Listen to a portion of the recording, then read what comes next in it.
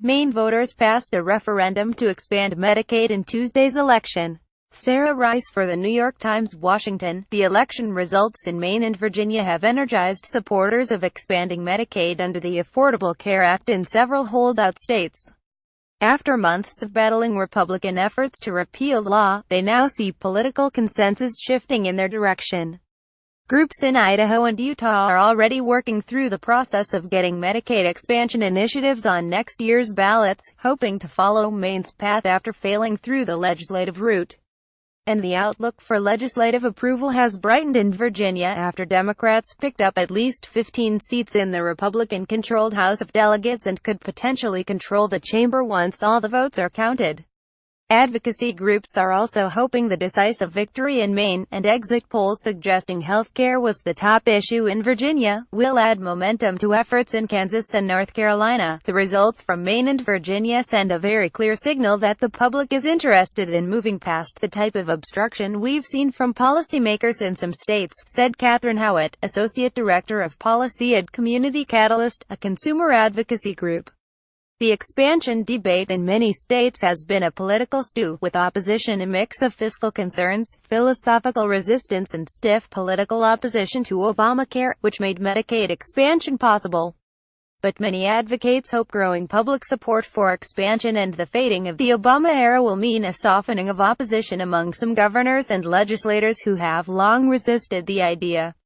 Expanding Medicaid was a key provision of the Affordable Care Act, meant to ensure that all Americans below or somewhat above the federal poverty line would qualify for government health insurance. But a Supreme Court decision in 2012 made the choice to expand coverage optional for states. Before Election Day, 31 states and the District of Columbia had chosen to accept federal funding to expand coverage. In Virginia, the outgoing Democratic governor, Terry McAuliffe, tried repeatedly to expand Medicaid, but the majority Republican legislature kept blocking it. Advocates there hope that Democratic gains in the legislature, and perhaps some changes of heart among Republicans worried by the exit polls showing healthcare to be a top concern, could mean enough votes to approve expansion. In Maine, legislators had voted to expand the program 5 times, but Gov. Paul Lepage, a Republican, vetoed each bill. Though the outcome of the ballot initiative is not subject to a veto, Mr. Lepage indicated in a statement Wednesday that his administration will not implement the change unless the legislature identifies funding sources for the state portion of the program's costs. Expansion supporters insisted the state had no choice but to expand Medicaid, but acknowledged Mr. Lepage could make it difficult over the next year, his last in office. He could violate the law, said Robin Merrill, who helped run the pro-expansion campaign. But if the people who are now eligible for coverage are denied it, they will have legal recourse. Not every state's voters can count on ballot initiatives as a means of expanding Medicaid. Fewer than half the states in the country allow citizen-driven initiatives, including some of the largest that have declined to expand, like Texas and Georgia. With the expansion, Maine would join the 31 other purple states and the District of Columbia. Neither does Kansas, where the Republican-controlled legislature voted to expand Medicaid earlier this year but failed to override a veto by Gov. Sam Brownback. Mr. Brownback is awaiting confirmation to an ambassador at large position in the Trump administration, but Lt. Gov. Jeff Collier, a fellow Republican who would replace him, has also indicated he would resist expansion. Still, David Jordan, who leads the Alliance for a Healthy Kansas, an advocacy group, pointed out that if Mr. Collier becomes governor, he will face re-election a year from now in a state where polls have found ringing support for expanding Medicaid. Yesterday's results in Virginia and Maine should send a message to him, Mr. Jordan said. It could become really tough to go against this wave. But for many Republican politicians, the idea of expanding Medicaid remains hard to love. Providing government insurance coverage to poor adults who are not disabled is anathema to many.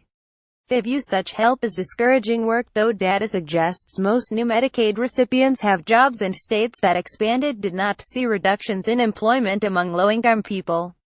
Seema Verma, the administrator of the Centers for Medicare and Medicaid Services, which oversees the program, told state Medicaid directors on Tuesday that her department would begin approving state plans to condition Medicaid coverage for non-disabled adults on work or volunteer hours, believing that community engagement requirements do not support or promote the objectives of Medicaid is a tragic example of the soft bigotry of low expectations consistently espoused by the prior administration, Ms. Verma said.